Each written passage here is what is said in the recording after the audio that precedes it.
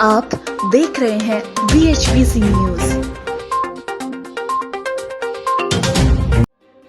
लद्दाख की गलवान घाटी में सीमा विवाद के बाद भारत की ओर से चीनी कंपनियों के खिलाफ भी कार्रवाई जारी है। भारत ने 44 semi high speed Vande Bharat ट्रेनों के निर्माण की निविदा को रद्द कर दिया है। रेल मंत्रालय ने शुक्रवार रात को यह जानकारी दी। रेल मंत्रालय ने कहा कि वह हफ्ते के अंदर नई निविदा जारी करेगा और केंद्र के मेक इन इंडिया कार्यक्रम को तहरीर दी जाएगी।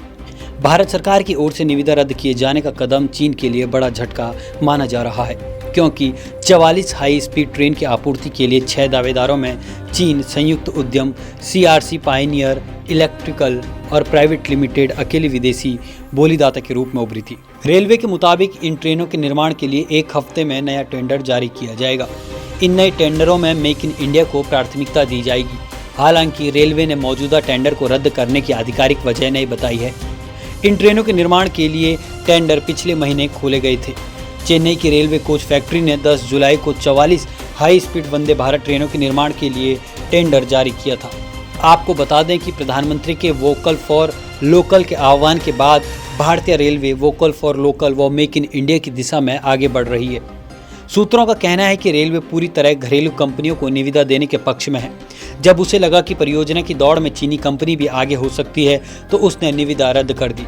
निविदा की दौड़ में सरकारी company Bharat heavy electricals limited, Bharat industries Sangrur, electrowaves electronic limited, Medha servo drives limited व Powernetics equipment India private limited भी शामिल थी। न्यूज एजेंसी PTI के सूत्रों के मुताबिक रेलवे का मानना है कि यह टेंडर किसी घरेलू कंपनी को दिया जाए। टेंडर की रेस में चीनी कंपनी सबसे आगे दिखी तो रेलवे ने टेंडर तुरंत रद्द कर दिया। इस परियोजना की लागत करीब 1500 करोड़ रुपए है। सूत्रों की माने तो इस टेंडर के जारी होने के बाद पब्लिक प्रोक्योरमेंट के नियमों में भी कुछ बदलाव किया गया। नए टेंडर में इन नियमों को भी शामिल किया जाएगा। आपको बता दें कि देश में 2 रूट पर semi high speed Vande Bharat train का संचालन होता है। फरवरी 2019 में प्रधानमंत्री नरेंद्र मोदी ने नई दिल्ली वाराणसी रूट पर देश की पहली वंदे भारत ट्रेन को हरी झंडी दिखाई थी। इसके बाद दूसरी वंदे भारत ट्रेन नई दिल्ली और कटरा के लिए चलाई गई थी।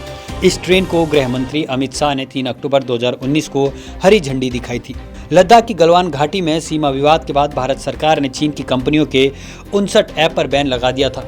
इसमें टिकटॉक, वीचैट, अलीबाबा ग्रुप का UC ब्राउजर और UC न्यूज़ जैसे पॉपुलर ऐप शामिल थे। इसके बाद सरकार ने पिछले महीने जुलाई में भी चीन के 47 ऐप पर बैन लगाया था, जिसके बाद ऐप की कुल संख्या 106 हो गई थी। इसमें अधिकांश पहले बैन किए हुए ऐप के क्लोन थे और अब भारत सरकार लगातार चीन के साथ कई टेंडरों को रद्द कर रही है। आप देख रहे हैं BHPC न्यूज।